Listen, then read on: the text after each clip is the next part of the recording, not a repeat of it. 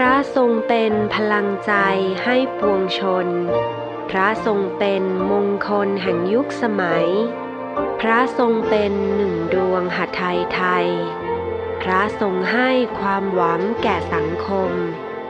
น้อมถวายชัยมงคลบันดลดาลพระปณิธานแห่งพระองค์ประสงค์สมจตุรพิษพรชัยชโยดม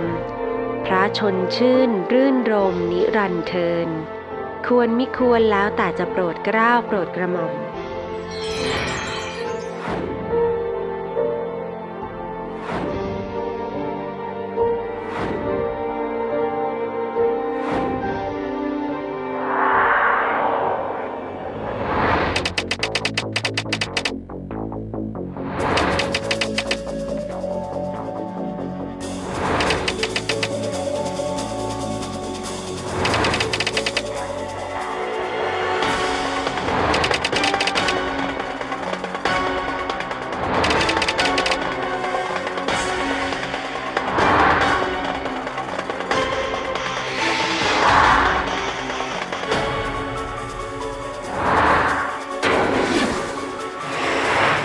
หนึ่งใจให้กฎหมายสวัสดีค่ะคุณผู้ชมสวัสดีอาจารย์ด้วยค่ะสวัสดีครับคุณลิซ่าครับต้อนรับคุณผู้ชมแล้วก็อาจารย์ทวิชาหวังโพคานะคะเข้าสู่รายการของเราหนึ่งใจให้กฎหมายนะคะร่วมกับมูลนิธิ Miracle of Life ค่ะวันนี้กับลิซ่าอลิซาเบธแซดเลอร์ลีนานุชัยนะคะ1 ชั่วโมงเต็มๆคุณผู้ชมคะถ้ามีปัญหาเรื่องของกฎหมายเนี่ยโทรมาถามอาจารย์ทวิชาได้เลยสดๆนะคะเบอร์เดี๋ยวขึ้นให้เลยนะคะ02-692-2818-9แล้วก็ SMS ของเราด้วย464-2001นะคะใครที่กำลังจะออกจากบ้านในวันฝนพรำนะคะอาจารย์ไม่ต้องตกใจไปเรามีเว็บไซต์ค่ะอาจารย์ที่พอใจ channel.com นะคะออกจากประตูบ้านไปก็ยังได้ชมอยู่สดๆร้อนๆในรถก็ได้เลยรวมทั้งชมย้อนหลังด้วยนะคะเอาละค่ะวันนี้มีหลายเรื่องราวค่ะอาจารย์ค่ะไปที่อะไรก่อนดีอาจารย์ไปปากเกร็ดดีกว่าไปปากเกร็ดใกล้ๆกรุงเทพนะคะเขาบอกว่าแค่คุณยื่นพิ้งหรือผ่านถังขยะทำถังขยะล้มคุณอาจจะตาบวมได้นะคะคุณผู้ชมเป็นเรื่องแปลกเป็นเรื่องแปลกไม่ใช่ถังตกใส่นะอาจารย์แต่เป็นคนเนี่ยมาทำร้ายเรามือที่3มือที่มองไม่เห็นนี่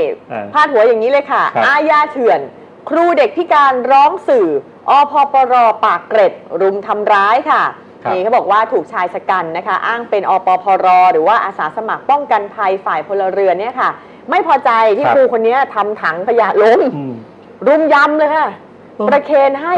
มัดเท้าเข่าศอกไม่หนำใจเอากระบองฟาดอีกโอ้โหจริงๆแล้วเนี่ยอาสาสมัครป้องกันภัยพลเรือนค่ะชื่อมันก็บอกอยู่แล้วนะเป็นอาสาสมัครเพื่อไปป้องกันภัยให้กับพลเรือนอันนี้อาจจะมีป้องกันถังขยะด้วยไงอาจารย์แต่ปรากฏว่านี่ไปยำพลเรือนโอ้น่าสงสารมากคุณครูคนนี้อายุ30เองนะคะชื่อคุณศิวพลนพทิพย์เป็นครูสอนพัฒนาการเด็กพิการค่ะเนี่ยอย่างที่บอกโดนกลุ่มชายชะกันมาอ้างตัวว่าเป็นอปพรนะกับพวกเนี่ยรุมทำร้ายเลยค่ะสาเหตุเขาบอกไม่พอใจที่ผู้เสียหายเนี่ยขณะเดินไปเนี่ยนะคะทำถังขยะริมถนนล้มเหตุเกิดเมื่อวันที่24ที่ผ่านมาอาจารย์คือพวกอาสาสมัครป้องกันภัยเนี่ยเขาจะอยู่ตามหน่วยงานราชการอยู่ตามเขตอยู่ตามนี่แหละที่ว่าการเนี่ยนะเพื่อไปช่วยเหลือชาวบ้านนะบ้านไหนมีงานบ้านไหนมีจัดกิจกรรมขอกำลังมาเขาไปช่วยดูเรื่องจราจรไปดูแล้วก็ได้รับเบี้ยเลี้ยงแต่เขาไม่มีเงินเดือนนะคือมาด้วยใจด้วยจิตอาสาด้วยจิตอาสาส่วนใหญ่เนี่ยเป็นคนตั้งใจมาทำความดีใช่ไหมแล้วก็ได้ค่าน้ำใจค่ารถติดไม้ติดมือไปนิดหน่อยแต่เรื่องนี้อาสาสมัครกลุ่มนี้เนี่ยกับทำตรงข้ามกันเลยใช่ไหม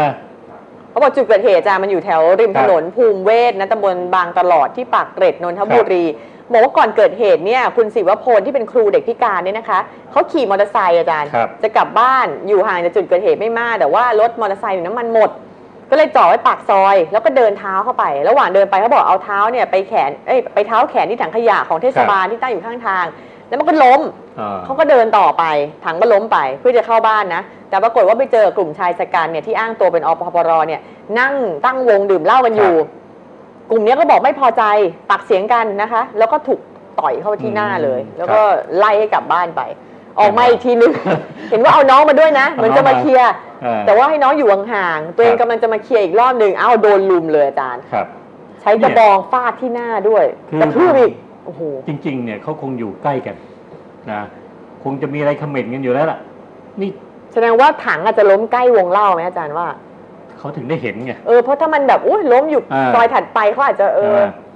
ไม่ได้ว่าอะไรคือรายละเอียดของข่าวมันไม่มีเพราะมันเป็นเรื่องผิดปกตินะค่ะคนทำถังล้มเนี่ยแล้วอยู่ๆจะมีคนมาลุมตีเนี่ย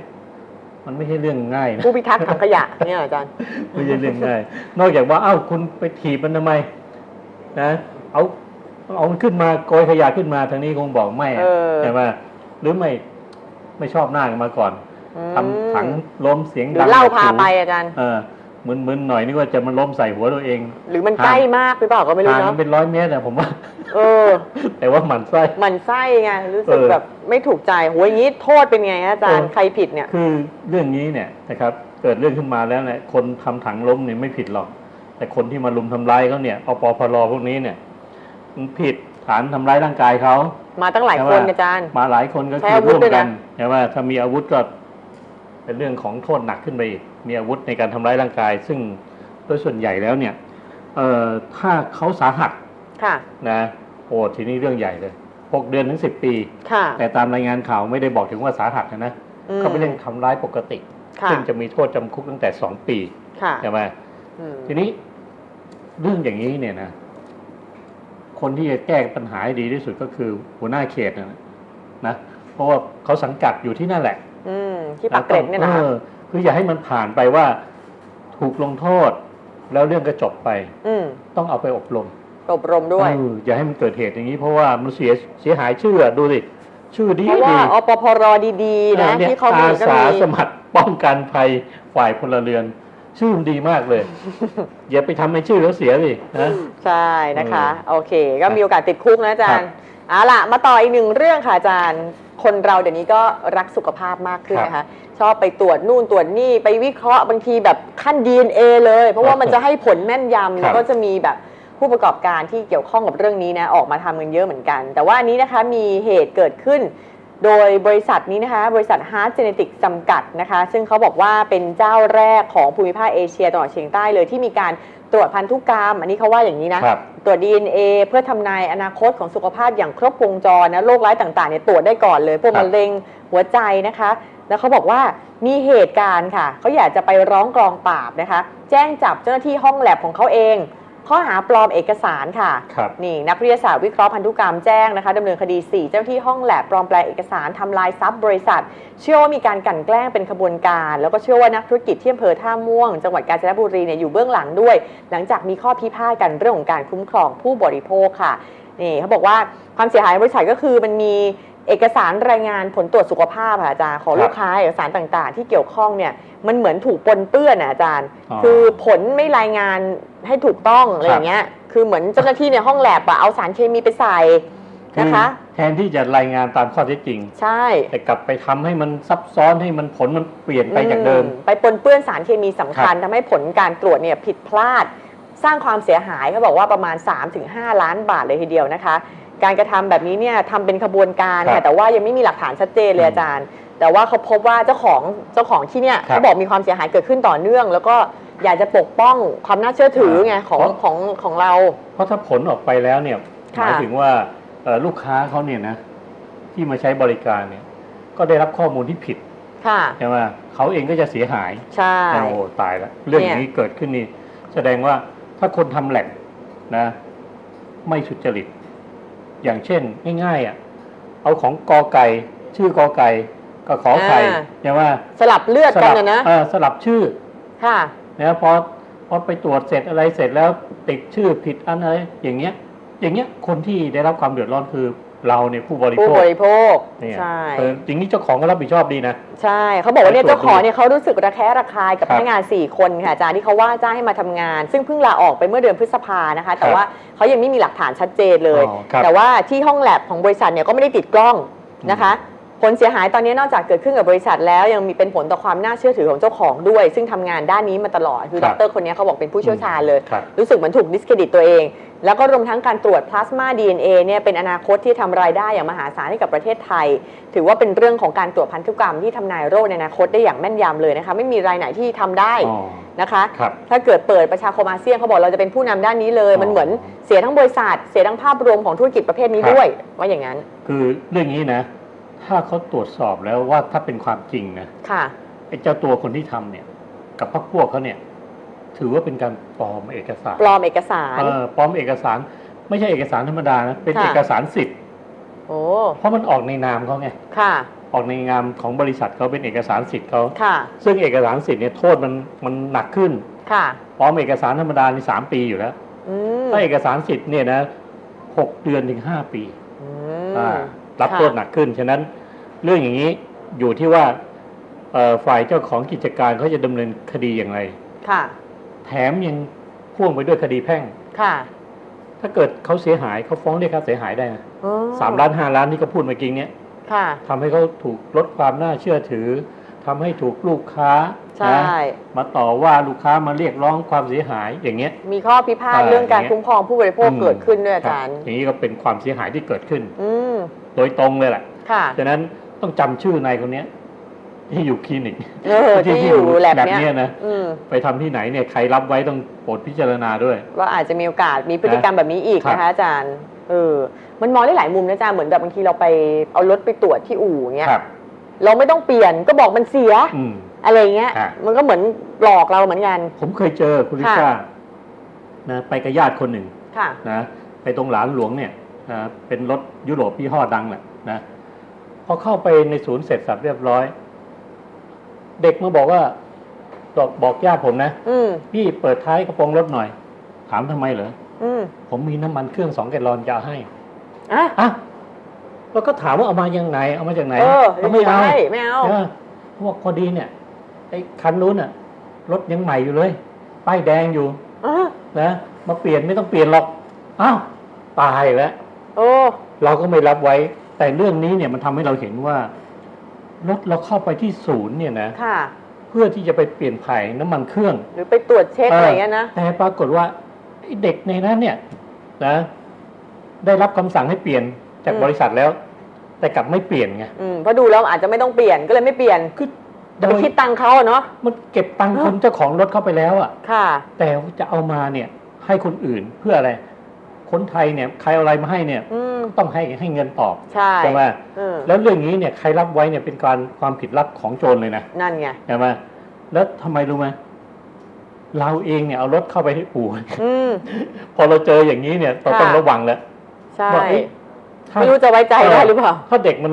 ไม่สุจริตเนี่ยนะ ค่ะ รถเราที่ไปเปลี่ยนถ่ายน้ำมันเครื่องตามรอบเนี่ย ไปเปลี่ยนผ้าเบรกอย่างเงี้ย เขาไม่เปลี่ยนให้แต่เราเสียเงินเจ้าของบริษัทก็ไม่รู้ เราก็ตรวจสอบไม่ได้ แต่เด็กทุจริตเหมือนกันเลย เหมือนกับรายนี้เลย เนาะ เนี่ย มันต้องติดกล้องอย่างเงี้ยเหรออาจาร หน้า ย์ ห่วง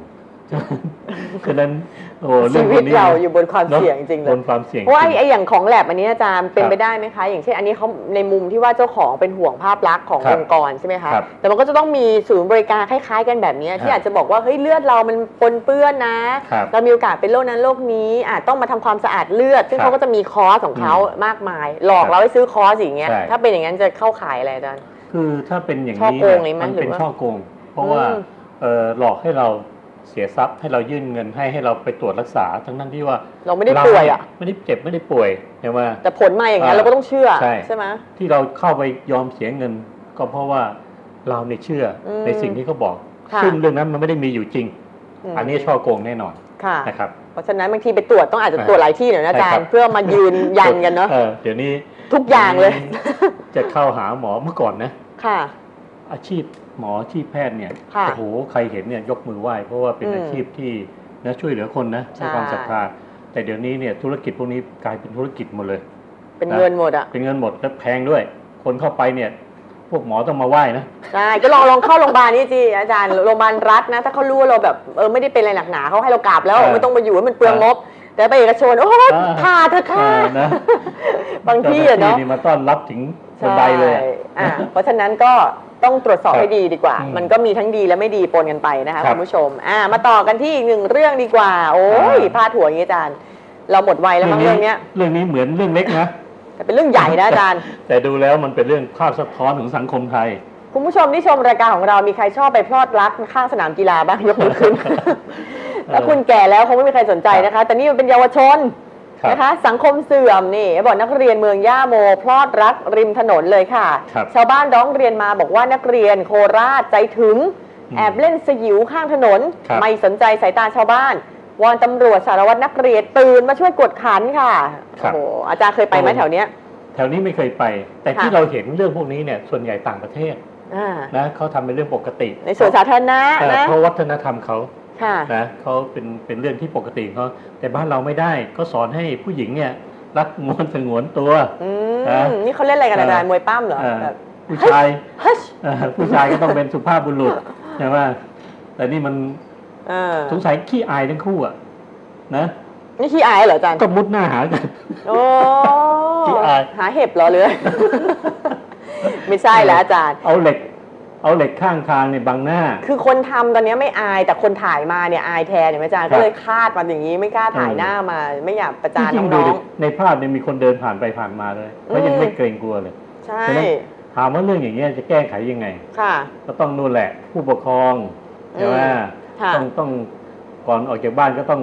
นะเล่าให้ฟังหน่อยว่ามันอย่างเงี้ยเคยเกิดเรื่องอย่างนี้เนี่ยถ้าเขาเห็นหน้าเห็นตาพ่อแม่ก็อายไปด้วยนะแล้วคือใส่ชุดนักเรียนด้วยไงอาจารย์ตรงนี้ที่เห็นภาพนะคะคุณผู้ชมในข่าวบอกว่าเป็น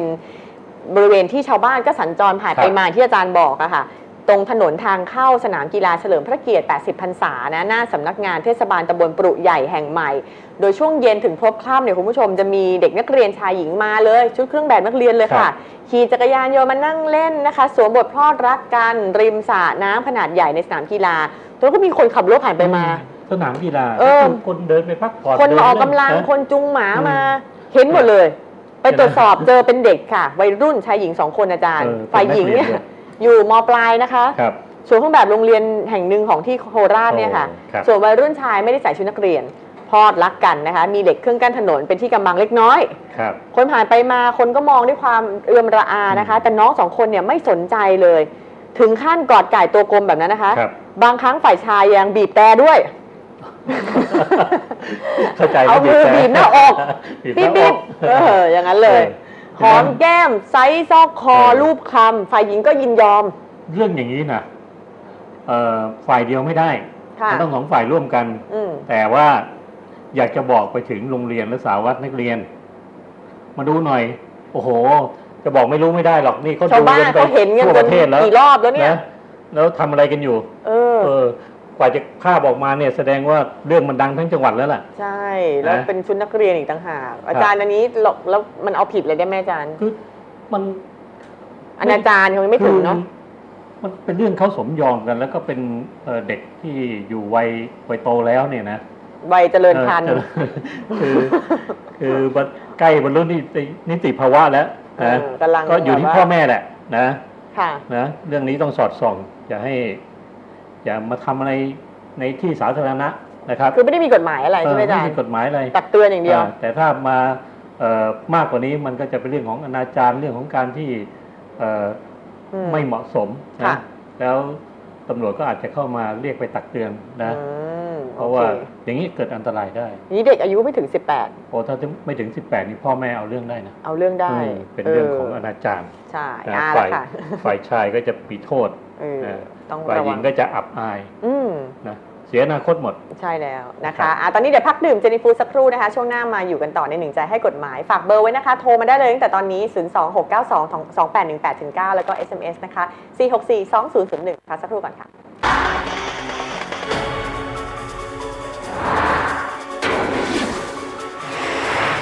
หนึ่งใจให้กฎหมาย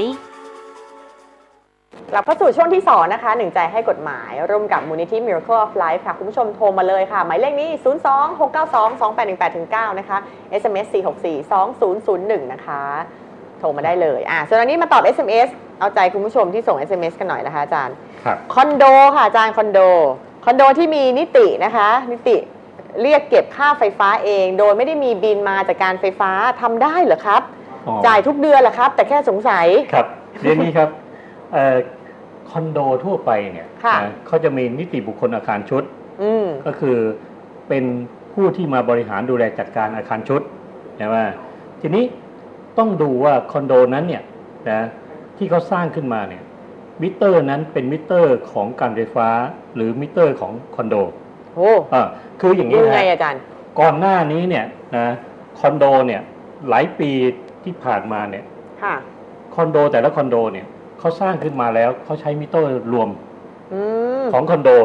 แล้วก็มาขายไฟฟ้าให้กับแต่ละห้องแต่ละห้องที่ติดหน้าห้องเนี่ยเป็นมิเตอร์ของภายในของคอนโดใช่ไหมฉะนั้นเวลาการไฟฟ้าเขาเก็บมิเตอร์ใหญ่แล้วผู้บริหารคอนโดก็คือนิติบุคคลอาคารชุดเนี่ยก็มาดูเอาย่อยๆเขาก็จะมาดูตามย่อยๆเนี่ยแล้วเขาก็นะเก็บเองอาจจะบวกกำไรมั่งไม่บวกมั่งก็แล้วแต่คอนโดแต่ปัจจุบันเนี้ยเรื่องพวกนี้ไม่ค่อยเกิดแล้วคอนโดรุ่นใหม่ๆนะตอนนี้กฎหมายเขาบอกให้เอาของการไฟฟ้าเลยนะมาติดตั้งแต่ละห้องแล้วส่วนของนิติบุคคลอาคารชุดที่มันเป็นค่าไฟฟ้าส่วนกลางนะค่าไฟทางเดินค่าสระว่ายน้ำอะไรต่างๆเนี่ยเขาแยกมิเตอร์ออกไปก็เป็นอีกส่วนหนึ่งไปฉะนั้นก็เป็นไปได้นะที่ถามมาเนี่ยนะถ้าคอนโดรุ่นเก่าอ่ะนะเขาเก็บอย่างเงี้ยเขายังมีสิทธิ์เก็บไหมคะยังมีสิทธิ์เก็บอยู่นะเพราะว่าเขาเป็นคนจ่ายให้การไฟฟ้าไปแล้วเขาก็มาเรียกเก็บจากเราที่เราใช้ตามจริงส่วนจะบวกหรือไม่บวกก็เป็นสิทธิ์ของเขาอาจจะเป็นอัตราก้าวหน้าหรืออะไรก็แล้วแต่เนี่ยจริงๆเราก็ต้องจ่ายถูกไหมอาจารย์ต้องจ่ายถ้าไม่พอใจก็ต้องย้ายไปไม่พอใจต้องไปขอกระแสไฟฟ้าเองให้เขามาต่อต่อมิเตอร์เองซึ่งยุ่งยากมากบาปไปไหมเพราะว่าในตึกหนึ่งถ้าขอมิเตอร์เดียวเนี่ยยุ่งยากใช่ครับถ้ามันดูไม่เกินจริงจนเกินไปเนาะก็ไม่น่าจะมีปัญหานะคะคุณผู้ชมมาที่สายบ้างค่ะจากกรุงเทพนะคะชื่อคุณอุบลนะคะไม่ใช่ชื่อกรุงเทพมาจากอุบลใช่ไหมสวัสดีค่ะค่ะสวัสดีค่ะคุณอุบลคะจ้าได้ยินไหมเอ่ยค่ะได้ยินค่ะโอเคชัดเจนถามอาจารย์ทวิชาได้เลยค่ะค่ะอาจารย์คะคือจะถามเกี่ยวกับข้อกฎหมายซึ่งมันก็นานมาแล้วอะค่ะตั้งแต่ปี2534คือพี่สาวซื้อบ้านพี่สาวก็สร้างบ้านของเขา3 ห้องค่ะที่ดินของเขาแล้วเขาก็ให้เราไปกู้ร่วมในฐานะที่เป็นน้องทั้งแฟนด้วยกู้ร่วมเสร็จแล้วก็เขาก็ส่งไม่มีปัญหาแต่มาตอนหลังพอเขาทำธุรกิจเจ๊งล้มละลายเขาก็ไม่ล้มละลายคือว่าเขาก็ขาดทุนเขาก็มีหนี้สินมากเขาก็เลยลาออกจากราชการซึ่งดิฉันก็ไม่ทราบอยู่ๆก็มีสมัยศาลมาเรียกเก็บเงินเป็นล้านนะคะประมาณ3 ล้านทั้งต้นทั้งดอกดิฉันก็ตกใจมากก็เลยมันไม่ใช่ชื่อเราก็เลยไม่สนใจก็ไปบอกเขาบอกเขาเดี๋ยวเขาจัดการเสร็จแล้วเขาไม่จัดการก็เลยมีหนังสือมาถึงเราเรื่อยเลยให้ขึ้นศาลก็เลยไป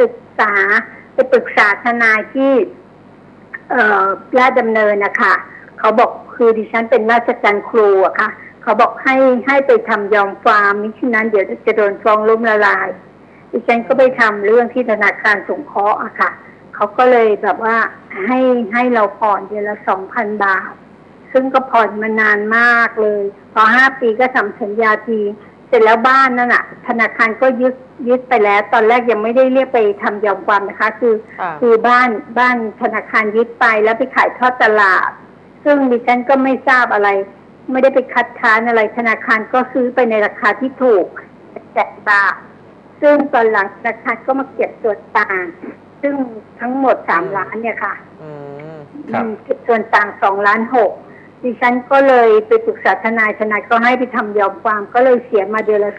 2,000 แต่ว่าตอนแรกอายุ60ก็จะลาออกจากราชการเนี่ยก็จะรับไม่ส่งตอนนี้เรามาคิดอีกทีบำนาญที่เราได้นี่มันน้อยเดี๋ยวมันก็จะแบบหมดไปก็จะแย่ตอนแก่ก็เลยผ่อนไปเรื่อยๆตอนนี้มาทราบว่าเขาว่าขายบ้านธนาคารขายบ้านได้เป็นล้านๆเราจะถามว่าเราจะมีโอกาสหมดไหมคะ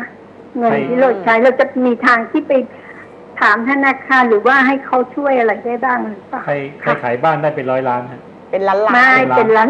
ประมาณ 2-3 ล้านนะคะบ้านหลังที่ยึดไปเนี่ยเหรอแบงค์ขายใช่ไหมคะแบงค์เขาซื้อทอดตลาดมา700,000ซึ่งซื้อต่ำมากเลยเพราะนั้นมันเป็นตึก3 ห้อง 2 ชั้นนะคะครับแล้วตอนนี้แบงค์ก็ขายเพิ่งขายค่ะ คืออย่าง ที นี้ นี้ ครับ เราก็ต้องส่งทุกเดือนจนตายอ่ะ คุณอุบล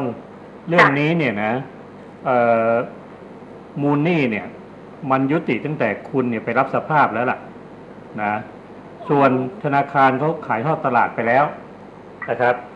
เครื่องขายอะค่ะ ขายไปแล้ว แล้วการขายไปเนี่ย ได้เงินมาพอใช้หนี้ไหม ไม่พอ ทราบ แน่นอน ว่าเขาขายจำนวน แต่เขาขายเป็นล้านนะคะ ได้ เป็นล้าน มันไม่พอแน่นอน เพ คือ ราะว่า เขาก็บอกเราว่านี่2.6 ล้านเป็นดอก1.4 แล้วก็ ครับ เงินต้น1.6 ถ้าเราส่งไปเรื่อยๆจนครบเขาก็จะตัดดอก1.4 ออกก็เหลือ1.6 ตอนนี้ส่งไปเงินต้นประมาณเหลือล้านกว่าเหลือล้านกับอีกไม่กี่หมื่นนะคะ ครับ แต่ดอกอีก1.4 ถ้าเราหยุดปุ๊บก็จะมีพวกที่มาตามนี่มาตามเรา เอาสรุปอย่างนี้ จะฟ้องร้อ คุณอุบล งค่ะ สรุปว่าตอนนี้นะบ้านนี้ธนาคารขายไปแล้ว เราก็ไม่ได้อยู่นะครับ ค่ะค่ะ คุณก็ยังทำหน้าที่ผ่อนอยู่ตามสัญญาที่รับสภาพไว้กับธนาคาร ค่ะ นะเดือนละ 2,000 นะครับ ค่ะ ฉะนั้น 2,000 เนี่ยนะคุณผ่อนเดือนละ 2,000 นี่1 ล้านเนี่ย10 ปียังไม่หมดเลย ค่ะ นะครับ ค่ะ คุณอุบลเนี่ยทำราชการขอโทษนะฮะ ค่ะ เงินเดือนเท่าไหร่ครับ เงินเดือนตอนนี้ก็รับประมาณ30,000แต่ว่าเราก็มีหนี้สินแล้วบ้านเราก็ไม่มีอยู่เราไปเช่าบ้านอยู่ ครับ ค่ะ แล้วมีทรัพย์สินอื่นไหม ทรัพย์สินอื่นก็ไม่มีอะค่ะเพราะว่าบ้านถูกธนาคารคือตอนนั้นน่ะซื้อของพี่สาวไว้ค่ะ แล้วก็ถูกยึดไปหมดเลยเพราะเขาไม่ส่ง ครับ คือปัญหาเป็นอย่างนี้นะในส่วนของพี่สาวเราเนี่ยนะครับเขาก็เป็นลูกหนี้ร่วม ค่ะ แต่เขาเนี่ยไม่ชำระหนี้ เขาหนีไปแล้วแล้วก็ออกจากราช เดี๋ การ ยวคุณฟังเด็ก คนแล้ว10 ปี คุณอุบลคุณฟังนะ ค่ะ ข้อเท็จจริงผมรู้หมดแล้วที่คุณพูดเนี่ยนะครับ ค่ะ สรุปว่าตอนนี้เนี่ย พี่สาวคุณกับคุณเนี่ย เป็นลูกหนี้ร่วมธนาคาร ค่ะ ธนาคารก็เลือกบังคับเอาจากคุณก่อน ค่ะ เพราะว่าคุณมีหลักมีแหล่งมีหน้าที่การงาน ค่ะ นะการที่เขาให้ผ่อนเดือนละ 2,000 เนี่ย ยังไงคุณก็ต้องผ่อน เพราะถ้าคุณไม่ผ่อนเนี่ย ผิดสัญญาปั๊บคุณลองไปอ่านดู มันจะมีอยู่ข้อหนึ่งเลยบอกว่า ถ้าคุณไม่ผ่อนเขาสามารถยึดทรัพย์สินอื่นได้ทันทีถือว่าคุณผิดนัดนะครับ ค่ะ ฉะนั้นตอนนี้เนี่ยธนาคารขายบ้านไปแล้ว ได้เงินไป1 ล้านกว่าบาทหรือ2 ล้านก็แล้วแต่ ค่ะ แต่หนี้มันยังไม่หมดไง อืม ภาระตรงเนี้ยคุณยังต้องรับผิดชอบอยู่ ถ้าสมมติว่าธนาคารขายได้เกินหนี้ของเรา ถ้าขายได้5 ล้าน ค่ะ หักหนี้ไปแล้ว3 ล้านเหลือ2 ล้านต้องมาคืนเจ้าของบ้าน คือเหรอคะ ครับ ไม่ใช่คืนคุณนะ อ๋อหมายถึงมันจบไปแล้ว จบไปแล้ว ก็ยังคืนได้เหรอคะ มาคืนเจ้าของบ้านใครเป็นเจ้าของบ้านน่ะตอนนี้ก่อนหน้านั้น พี่สาวแต่ว่าเขาหนีเหมือนกั นั่นแหละ ตอนนี้ เพราะคืนพี่สาว เพราะคุณแค่กู้ร่วมไง เอ้าเป็นอ เพราะ ย่างนั้นไป คุณกู้ร่วม คุณไม่มีชื่อในบ้านด้วยใช่ไหม นั้น จะมีหนี้มีชื่อรับหนี้อะค่ะ นั่นแหละ อือฮึ นี่แหละคือปัญหา เพราะว่า แล้วอ๋อก็ไม่หมดใช่ไหมคะ ยังไงก็ต้องรับผิดชอบครับ เพราะว่าคดีมันฟ้องร้องแล้วมันยุติแล้ว แล้วธนาคารเขาก็ให้โอกาสเราผ่อนเดือนละ 2,000 ซึ่งน้อยมากนะ อืม ปกติไม่เคยเจอหรอกเขาให้เป็นหมื่น อืม แต่มีข้อหนึ่งค่ะ คือ ครับ ว่าลูกเขาก็มีทรัพย์สินแต่เขาซื้อในนามของเขาก็ไม่เกี่ยวกับเราใช่ไหมคะกรณีถ้าเราตายไป หรืออะไรเงี้ยค่ะ ลูกเขาก็มีบ้านของเขา แยกกันฮะนะอันนี้เป็นเรื่องส่วน ค่ะ ของคุณเองที่เป็นมีหนี้มีสิน ลูกไม่ได้มาก่อหนี้ด้วยไม่ได้มารับสภาพด้วยเขาไม่ต้องรับผิดชอบนะ อืม อ่ะค่อยๆผ่อนไปนะ อ๋อ ครับ อืม ค่ะ ยังไงก็ต้อง แต่ว่าถ้าเราไปถามธนาคารได้ไหมคะเราไปถามให้เขาช่วยเขาจะช่วยไหมคะฝ่ายกฎหมายเลย ลองไปคุยดูนะโดยทั่วไปเนี่ยเขาหมดอำนาจคุยแล้ว อืม เพราะว่าเรื่องนี้เนี่ยมันทำสัญญากันขนาดนี้ เขถือว่าเป็นทรัพย์ข จ อง บไปแล้ เขา ว ใช่ไหมคะ อืม อืม เจ้าหน้าที่เขาไม่มีโอกาสไม่มีอำนาจอ่ะ ค่ะ เพราะเรื่องนี้ถ้าจะยอมให้คุณอีกเพิ่มเท่าไหร่ก็แล้วแต่ลดหนี้ให้คุณนะขยายเวลาชำระหนี้เนี่ยเขาต้องส่งเข้าบอร์ดอะ ค่ะ นะ ค่ะ ผู้จัดการเองเขายังไม่มีอำนาจเลย อืม นะ กรมบังคับคดีอะไรก็ไปร้องไม่ได้แล้วใช่ไหมคะ กรมครับคดีเขาทำตามหน้าที่นะเขาไม่ได้ทำผิดหน้าที่เราจะไปร้องไม่เกิดประโยชน์นะครับ อ๋อค่ะ อ่ะเข้าใจนะ ขอบคุณนะคะคุณอุบล จ้ะ ครับ ขอบคุณค่ะ ค่ะ กดขึ้นเยอะ ค่ะ คุณลิซ่า เนาะ เรื่องระหว่างพี่น้องเรื่องระหว่างเพื่อน ไปกู้กับเขาด้วย พอไปกู้ไปค้ำเขาแล้วเนี่ยภายหลังเนี่ยผลมันออกมาอย่างเงี้ยไม่รู้จะไปเรียกร้องจากใครเพราะเจ้าตัวหนีไปแล้วอย่างนี้ถ้าทุกคนหนีหมดอาจารย์เรามี3 คนสมมุติเราหนีด้วยอ่ะแล้วยังไงใครรับผิดชอบอ่ะก็ธนาคารเขาก็ได้แต่คำพิพากษาไว้ค่ะใช่ไหมถ้าไม่มีทรัพย์สินเขาก็กอดไว้อีก10 ปีเลย10 ปีเขาบังคับไม่ได้ก็ถือว่านี่จะต้องหนีหัวสู้หัวซุนสัก10 ปีคือหนีไม่ต้องหนีไปไหนหรอกเพราะมันเป็นคดีแพ่งค่ะเพียงแต่ว่าถ้ามีทรัพย์สินเมื่อไหร่เขายึดได้งั้นคนที่เป็นหนี้พวกนี้แล้วส่วนใหญ่ไม่มีทรัพย์สินเขาก็เลยยึดไม่ได้โอ้นี่ดันมีหน้าที่การงานอีกแล้วก็ไม่หนีอ่ะก็รับผิดชอบรับราชการอยู่หนีไม่ได้ใช่ละค่ะมาที่คุณมดช้างค่ะคุณมดแบนคุณมดค่ะสุรินทร์ค่ะสวัสดีค่ะ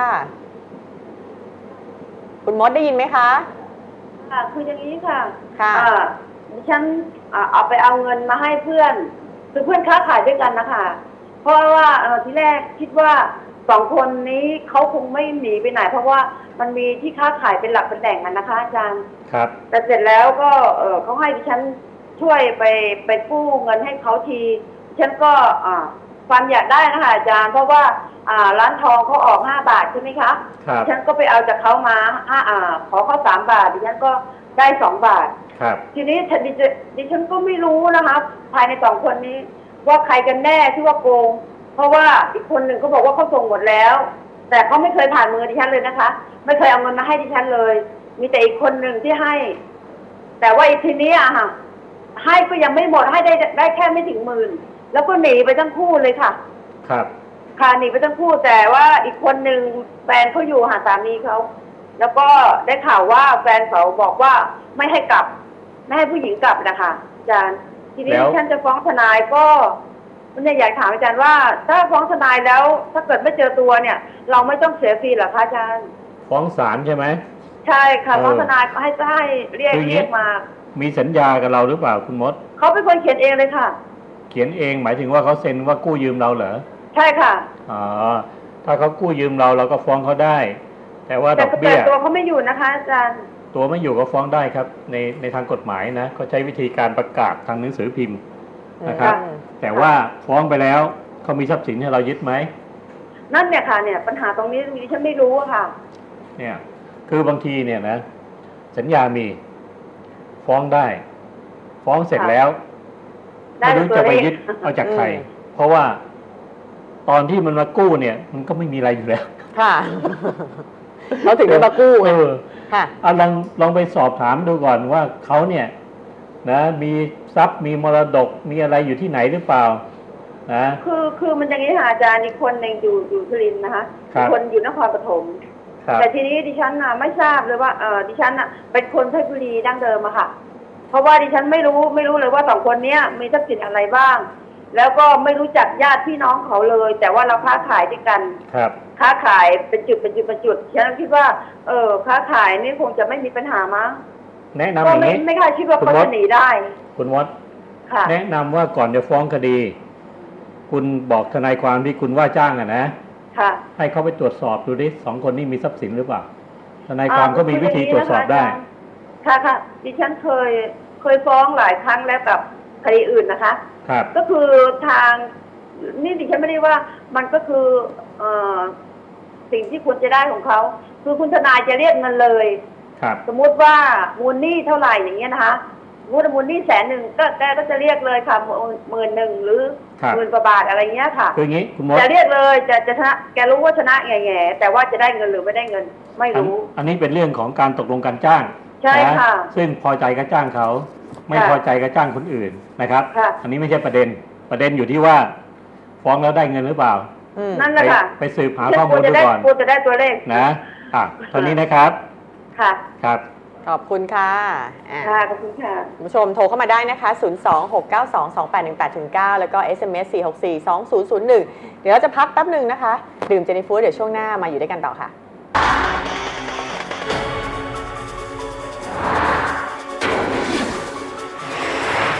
หนึ่งใจให้กฎหมาย ช่วง วงสุดท้ายนะคะของรายการหนึ่งใจให้กฎหมายนะคะคุณผู้ชมรีบโทรเข้ามาเลย 02692281819 นะคะหรือว่า SMS 4642001 ค่ะอยู่กับอาจารย์ทวิชาและก็ลิซ่านะคะมาที่สายจากบุรีรัมย์นะคะคุณหน่อยค่ะสวัสดีค่ะ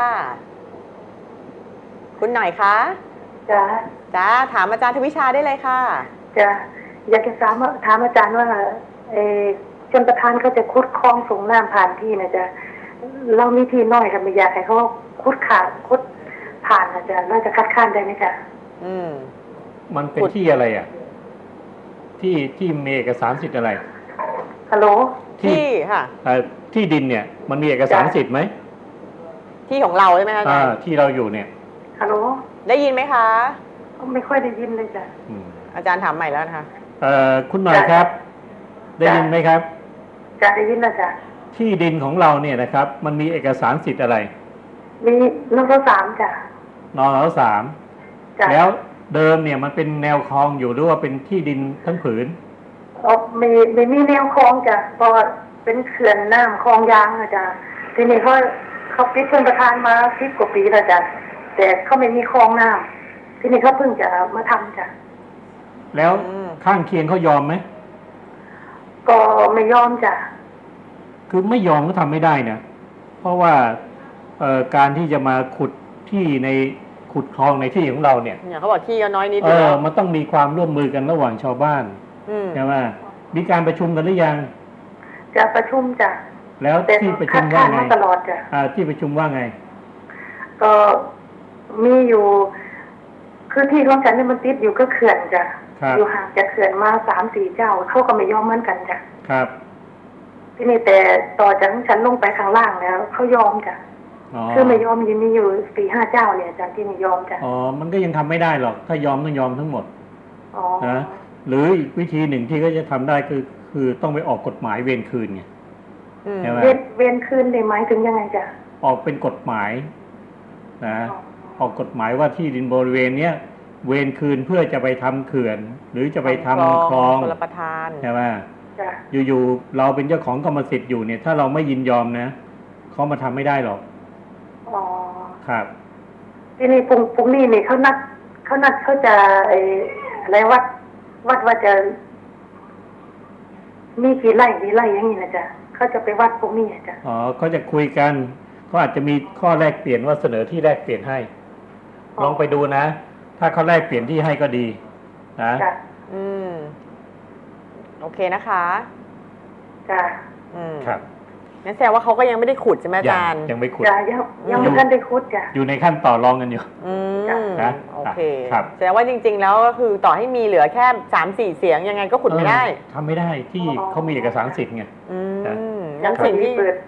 เปิดเจอรายการอาจารย์กันเลยลองโทรถามดูจ้ะครับได้งั้นสิ่งที่คุณป้าควรทำก็คือต้องตอนนี้ก็ไปประชุมกับเขาแล้วก็ลองดูว่าถ้าว่าเขาแลกที่ให้กับเราก็พออยู่ได้ก็แลกไปเพราะว่ามันจะได้มีน้ำใช้กันทั่วนะโอเคนะคะขอบคุณมากค่ะมาเลยสายไหนโทรเข้ามาได้นะคะ026922818-9นะคะคุณเอ๋ค่ะพูดถึงเรื่องที่เนี่ยคุยคุณเอ๋ก่อนคุณเอ๋ก่อนแล้วกันนะคะจากกรุงเทพสวัสดีค่ะค่ะสวัสดีค่ะรบกวนสถานอาจารย์หน่อยนะคะคือว่ามีปัญหาเรื่องนี้ค่ะคือว่าที่บ้านเนี่ยมีพ่อแม่เสียหมดแล้วใช่ไหมคะในทะเบียนบ้านเนี่ยมีอยู่3 ชื่อมีชื่อหนูแล้วก็ชื่อพ่อชื่อแม่นี้พ่อแม่ตายหมดเนี่ยก็เป็นมีหนูเป็นผู้อาศัยใช่ไหมคะแล้วทีนี้เนี่ยไปที่อำเภอไปที่เขตนะคะบอกว่าเขาขอเป็นเจ้าบ้านเขาบอกเป็นไม่ได้ค่ะเขาบอกให้เป็นไม่ได้เงี้ยต้องทำยังไงคะถึงจะเป็นได้ค่ะพ่อแม่เสียชีวิตหมดแล้วค่ะในบ้านมีชื่อ3 คนพ่อแม่และเรามีพ่อแม่เสียชีวิตหมดแล้วค่ะแล้วใครจะเป็นเจ้าบ้านเราเนี่ยอยากจะเป็นไปถามเขตแล้วจะให้เราเป็นเขาบอกเป็นไม่ได้อะค่ะเราก็เลยต้องทำยังไงคะเพราะอะไรถึงเป็นไม่ได้เขาบอกไหมเขาบอกว่าโฉนดที่ดินเนี่ยมันมีพี่น้องแต่พี่น้องก็มีบ้าน3 หลังกันหมดแล้วเพราะว่าต้องให้ทายาทคนอื่นเซ็นยอมอะไรเงี้ยค่ะซึ่งเป็นทะเบียนบ้านไม่ใช่โฉนดที่ดินนะคะทะเบียนบ้านเฉยๆเนี่ยค่ะคือเจ้าหน้าที่เนี่ยเขาพูดถูกแล้วว่าต้องให้ทายาทคนอื่นเนี่ยเซ็นยินยอมเพราะการที่จะเป็นเจ้าบ้านได้เนี่ยมันต้อง1เป็นเจ้าของกรรมสิทธิ์นะไปยื่นคำร้องขอนะครับหรือผู้จัดการมรดกในกรณีที่คุณพ่อคุณแม่ตายผู้จัดการมรดกไปร้องขอค่ะคือตรงนี้เนี่ยคือท างหนูเนี่ยขึ้นกับพี่สาวค่ะเป็นผู้จัดการมรดกร่วมกัน ครับ บ้านค่ะตรงนี้เราสามารถจะเอาใบนี้ไปให้ทางเขตดูได้ไหมคะว่าเราก็มีชื่อในการจัดการผู้จัดการมรดกในล็อกนี้เหมือนกันอะไรนี่ค่ะ ได้ สามารถที่ได้ไหมคะ ครับเอาใบนี้แหละไปแสดงต่อเขานะครับ อ๋อได้ใช่ไหมคะ เพราะถ้าไปโดยลำพังเนี่ยเขาทำให้ไม่ได้ เพราะเขากลัวว่าคนอื่นจะมาคัดค้านไง อืม นะใช้หนังสือที่ศาลตั้งให้เนี่ยไปทำได้เลย อ๋อค่ะแต่ต้องเอาพี่สาวด้วยเขาไม่ต้องก็ได้ใช่ไหมคะ ในหนังสือแต่งตั้งผู้จัดการมรดกนี่ร่วมกันหรือว่าคนเดียว ร่วมกันค่ะร่วมกัน2 คนกับพี่สาวค่ะ ถ้าร่วมกันไป2 คนครับ เหรอคะ ครับ ถ้าไปคนเดียวไม่ได้ใช่ไหมคะ ไปคนเดียวต้องมอบอำนาจไป เหรอคะ ครับ ถ้าเกิดเราไปขอขึ้นคนเดียวนี่ไม่ได้ใช่ไหมคะ ไม่ได้ครับ เพราะว่ามันต้องเซ็นคู่กัน มันร่วมเนาะ นะ อ๋ออย่างนี้ถ้าเกิดเราจะเอาใครเข้าแบบเข้ามาอาศัยในเขตบ้านเรานี่คือเข้าอาศัยที่เดินบ้านนี่ไม่ได้เลยค่ะอาจารย์ ตอนนี้ยังทำไม่ได้ แต่พอคุณไปทำเรื่องว่าใครเป็นเจ้าบ้านแล้ว ต่อไปหลังจากนั้นเนี่ยคนที่เป็นเจ้าบ้านเซ็นได้ตลอด อืม อ๋อค่ะ ค่ะ จุงมือพี่ไปก่อนค่ะ ค่ะค่ะแบบนี้ ข ค่ะ อบคุณค่ะคุณผู้ชมมีคำถามรีบโทรมานะคะ เหลือประมาณ 10-15 นาทีสุดท้ายนะคะ 026922818-9 นะคะ 1 ชั่วโมงเต็มเลยที่พอใจชาแนลจันทร์ถึงศุกร์นะคะ คุณสุชาตินครปฐมสวัสดีค่ะ คุณสุชาติคะ ได้ยินไหมเอ่ย ฮัลโหล ถามอาจารย์ได้เลยค่ะ ผมอยากไปถามอาจารย์หน่อยครับ ครับ มันคือเงินกองทุนหมู่บ้านเนี้ยมันมีคนเขาท้าให้ฟ้องว่าทางกองทุนทำอะไรเขาไม่ได้เงี้ย ท้าเรื่องอะไร ฮัลโหลครับ เป็นยังไง ค่ะ เรื่องมันมีความเป็นมายังไง เขากู้เงินกองทุนของหมู่บ้านไปครับ ครับ ค่ะ ผมอยากจะทราบว่าถ้าฟ้องเขาเนี่ยเขามันไม่มีอะไรเลยไง ครับ เขาเป็นคนค้ำ3 คนเงี้ย ครับ แล้วฟ้องเนี่ยเราจะเรียกเขาจะทำไงให้เราได้ อ๋ออย่างนี้นะกองทุนเนี่ยเขามีคณะกรรมการนะครับ เวลาฟ้องคณะกรรมการก็ไปลงมติกันว่าจะฟ้อง ครับ เสร็จแล้วเวลาฟ้องเนี่ยเขาต้องฟ้องผู้ค้ำประกันไปด้วย อ๋อฟ้องผู้ค้ำประกันไปด้วย ใช่3 คนที่มาค้ำนั่นแหละ เพื่อให้เรื่ แล้วไอ้คน ชดใช้ ที่มันกู้เนี่ยมันคือก็มันมีบ้านช่องแต่ว่ามันไม่มีฐานะเงี้ยเราจะทำไงได้ เขาก็ยึดบ้านนั่นแหละ อ๋อยึดบ้านเลยใช่ไหม ใช่เอาไปขายทอดตลาดเอาเงินมาใช้กองทุน อ๋อ โอเคไหมคะ ไม่ใช่อย่างสมมุติว่าถ้าเกิดคนกู้ไม่มีอะไรเลยเนี่ยเราต้องคนค้ำทำไงต้องรับใช้ไหม ฟ้องไปพร้อมกันเลยฮะฟ้อง อ๋อ คน ฟ้อง กู้กับคนค้ำเดี๋ยวคนค้ำต้องมาใช้หนี้แทน สมมุติว่าถ้าคนกู้ทำเขาไม่มีอะไรเลยเนี่ย คนค้ำต้องรับใช้ใช่ไหม ใช่ครับ ค่ะ ครับไม่เข้าใจแล้วครับ โอเคนะคะ ขอบคุณ ขอบคุณมากครับอาจารย์ครับ ครับ เป็นคนค้ำนี่ก็นะ ก็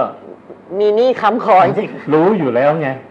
ว่าเขาไม่เชื่อหน้าคนกู้ เออ เขาเชื่อคนค้ อืม ำนะแล้วขนาดนั้นเนี่ยทราบอยู่แล้วว่าถ้าเขาไม่จ่ายเราก็ต้องจ่ายนะ แต่ถึงเวลาก็บอกอดไม่ได้ มันญาติกันมันพี่น้องกันมันเพื่อนกัน ไม่ทำก็โดนประนาม เป็นไงล่ะ จริงๆให้ตังค์ไปเลย 10,000-20,000เอาไปดีกว่าอย่าให้ฉันไปค้ำเลย ให้ยืมเงินไปดีกว่าใช่ไหมคะไม่งั้นจะโดน เดือดร้อน ยาวนะคะคุณผู้ชมเป็น SMS บ้างละกันนะคะ ที่ดินติดจำนองอยู่กับธนาคารค่ะไฟแนนซ์ซึ่งเป็นเจ้าหนี้เดิมสามารถฟ้องบังคับขายได้ไหมคะ ติดจำนองอยู่กับธนาคาร ค่ะ ดูเหมือนมั่นคง หมายถึงเป็นหนี้ที่มั่นคง ที่ อาจารย์ มั่นคง ไม่หนีไปไหน ฉะนั้นระหว่างบ้านเนี่ยติดจำนองบ้านกับที่ดินติดจำนองอยู่ไปก่อนหนี้ก่อนสินอย่างอื่นอีกไปซื้อรถมาถูกยึดนะไม่มีเงินใช้ส่วนต่างก็ฟ้องศาลศาลพิพากษาว่าจะต้องชดใช้มากกว่าที่ขายทอดตลาดรถได้อีก200,000ถามว่าบริษัทไฟแนนซ์จะมายึดบ้านที่ติดจำนองได้หรือไม่ยึดได้ครับยึดได้ทำไมล่ะก็คุณเอาไปประกันหนี้จำนองแต่ชื่อยังเป็นของคุณอยู่ไงกรรมสิทธิ์ยังเป็นของคุณอยู่เขาก็ยึดบ้านที่ติดจำนองนี้ขายทอดตลาดขายแล้วทำไงครับได้เงินเท่าไหร่ธนาคารเอาไปก่อนในฐานะผู้รับจำนองจำนองไว้200,000ธนาคารเอาไปก่อน200,000เหลือเท่าไหร่เจ้าหนี้ไฟแนนซ์ก็ได้ตรงนั้นไปเหลือจากนั้นคืนให้เราถ้าขายแล้วใช้หนี้ธนาคารไม่เหลือเลย ไม่ ไฟ พอ แนนซ์ก็อด อ้าวแล้วแฟนต้องรอจากไหนอะ รอไปเรียกเอาทรัพย์สินอย่างอื่น รอเรามีรายได้เรามีทรัพย์ ใช่เพราะกฎหมายถือว่าหนี้จำนองเป็นหนี้อันดับหนึ่ง อ๋อ มั่น เห ค มือง นนางงามเนาะธนาคารเป็นนางงามที่ได้อันดับหนึ่ง มั่นคง ไฟแนนซ์เป็นรองอันดับหนึ่งอะไรอย่าง เอา เงี้ย กลับไปที่อุดรธานี เรื่องที่ดินนะคะคุณ ครับ อุทัยสวัสดีค่ะคุณอุทัยคะ ค่ะ ถามอาจารย์ทวิชาได้เลยค่ะ ค่ะตื่นเต้นนะคะเนี่ย ไม่ต้องตื่นเต้นค่ะ คุยกับคนสวย อยากถามว่าคุณพ่อนะคะซื้อเป็นอะไรคะแล้วเวลาเขาโอนเนี่ย คุณทำที่ตรงนั้นนะคะ จะมีสองชื่อคือชื่อคุณพ่อกับคนที่เขาซื้อก่อนนะคะที่ดินเนี่ยมันจะเป็นคล้ายๆปืนนะคะ ที่ตรงด้ามปืนน่ะจะมีคนซื้อไปก่อนแล้วค่ะ ครับ แต่เขาไม่ได้โอนนะคะเขาไม่ได้โอนให้คนนั้น แต่ตรงที่ลำปืนใจเนี่ยตรงปลายปืนคุณพ่อจะเป็นผู้ซื้อ ค่ะ แล้วที่ตรงนั้นเขาโอนให้เป็นชื่อคุณพ่อ แล้วตอนนั้นผู้ใหญ่บ้านนะคะกลัวเราจะไม่ให้คือคนที่ซื้อก่อนน่ะเขาอยู่ข้างในใช่ไหมคะ ค่ะ เขาไม่มีที่อะไรนะที่แบบออกมานะคะที่ใช้เดินร่วมกันนะคะ ค่ะ ผู้ใหญ่บ้านเขากลัวว่าเราจะไม่ให้เขาเที่ยวด้วยนะคะคือจะไม่ให้เขาออกมาด้วยนะคะ ค่ะ แล้วทีนี้ผู้ใหญ่บ้านก็ขอร้องให้คุณพ่อนี่ใส่ชื่อของเขาในโฉนดคือนะคะ คุณพ่อชื่อนายกผู้ใหญ่บ้านบอกให้คนอื่นบอกให้ใส่ชื่อนางขอนี่ด้วย ค่ะ ด้วยโฉนดแปลงนี้จะมีชื่อคุณพ่อกับชื่อคนที่ซื้อก่อนนะคะแล้วทีนี้ลูกชายเขาผู้จัดของคุณพ่อนี่มาอยู่นะคะบางคนที่ซื้อก่อนนะคะเขาเป็นคนยังไงก็ไม่รู้เขามีสิทธิ์นะคะมีสิทธิ์ก็ได้กับดินแปลงนี้เขามีสิทธิ์จะไปไหนก็ได้เขาบอกอย่างนี้นะคะ เพราะว่าเขามีชื่อในโฉนดนะคะ แล้วจะถามว่าอะไรคะ แล้วอยากถามจริงที่เขาพูดมันเป็นหรือเปล่าคะ เขาพูดว่าอะไรนะคะพอดีสัญญาณมันเป็นโรบอทนิดนึงเขาพูดว่า ที่ดินแปลงนี้นะที่เขามีชื่อคุณพ่อนะคะที่เขามีชื่อคุณพ่อนะคะเขาบอกว่าเขามีสิทธิ์นะคะเขามีสิทธิ์ในที่ดินแปลงนี้เหมือนกับคุณพ่อนะคะจะไปไหนก็ได้อย่างนี้นะคะการมีชื่อสองคนในโฉนดสิทธิ์จะเท่ากันเหรออาจารย์ในเมื่อที่เขาบอกเหมือนปืนใช่ไหมของคนข้างในเนี่ยเป็นของเพื่อนเนี่ยของคุณพ่อเนี่ยเป็นตัวเป็นตัวลำปืนเนี่ยเรียนงี้คุณอุทัยที่แปลงนี้เนี่ยนะมีทั้งหมดกี่ไร่ทั้งหมดเลยนะไม่เป็นไร่เป็นไม่ได้ดูก็เป็นที่ดูชัดเจนนะคะเอกสารสิทธิ์เป็นอะไรเอกสารสิทธิ์เป็นโฉนดไหมคะหรือเป็นอะไรเอ่ยค่ะเป็นโฉนดเป็นโฉนดในโฉนดนี่นะเคยอ่านไม่ด้านหลังเนี่ยที่บอกว่ามีชื่อสองคนนะคุณพ่อกับคนที่ซื้ออีกคนหนึ่งเนี่ยนะเขาบอกไหมในนั้นเนี่ยเขาบรรยายไว้หรือเปล่าว่าใครถือกรรมสิทธิ์กี่ส่วนตรงไหนยังไงมีไหมคะเขาเขียนไว้ด้วยไหมคะข้างหลังตรงนั้นนะไปเปิดดูเขาอ่านจำไม่ได้แล้วค่ะเอางี้เดี๋ยวมันมีชื่อของเขาเดี๋ยวจะหมดเวลาซะก่อนงั้นเดี๋ยวฟังทางทีวีแล้วกันนะคะสัญญาณไม่ค่อยดีเนาะอาจารย์ฟังทางทีวีดีกว่าค่ะครับเอาเป็นกรณีก็ได้อาจารย์ถ้ามีหรือไม่มีนะคือเรื่องของคุณอุทัยเนี่ยเท่าที่ฟังเนี่ยนะก็คือมีที่ดินแปลงหนึ่งนะครับใส่ชื่อสองคนพ่อกับคนซื้อที่เป็นพรรคพวกกันเนี่ยใส่ชื่อกันไว้แต่ต่างฝ่ายต่างอยู่คนละส่วนใช่ไหมอีกคนหนึ่งอยู่ด้านขวาอีกคนอยู่หัวขวาใช่ทำเป็นรูปปืนเขาบอกเป็นเหมือนด้ามปืนกับท้ายปืนเพื่อนอะไรเนี่ยอยู่ข้างในเราอยู่ข้างนอกมีทางออกปัญหาที่เกิดก็คือว่าทั้งสองคนเนี่ยนะถ้าในโฉนดด้านหลังนะไม่ได้บรรยายส่วนว่าใครครอบครองส่วนไหนใครมีส่วนไหนถือกี่ส่วนนะครับกฎหมายก็ถือว่าถือกรรมสิทธิ์ร่วมกันนะร่วมกันก็คือทั้งสองคนนี้ถือเท่ากัน มีตัวเลขเท่าไหร่เอา2 หารกลายเป็นอย่างนั้นเลยกลายเป็นอย่างนั้นเพราะว่าต่างฝ่ายต่างถือกรรมสิทธิ์ร่วมกันโดยไม่ได้บรรยายส่วนค่ะฉะนั้นไอ้ทางออกหรืออะไรก็แล้วแต่ที่มันอยู่ในที่ดินเนี่ยถ้าสิทธิ์ทั้งคู่ทั้ง2 คนนี้มีสิทธิ์ใช้ร่วมกันนะที่ดินก็ต้องแบ่งเท่ากันค่ะนะนี่หลักเป็นอย่างนี้นะครับแต่ถ้ามันมีการบรรยายส่วนด้านหลังนี่แหละว่าไปตามนั้นเลยในนั้นจะบอกเลยว่าสมมติว่ามี1,000 ส่วนอีกคนหนึ่งถือ500ใน 1,000อีกคนหนึ่งก็ถืออีก500ใน 1,000เขาจะบอกไว้เลยต้องบอกแม่จ้าว่าตรงไหนอยู่ตรงด้านนี้กี่เมตรบอกว่าทิศไหนส่วนทิศไหน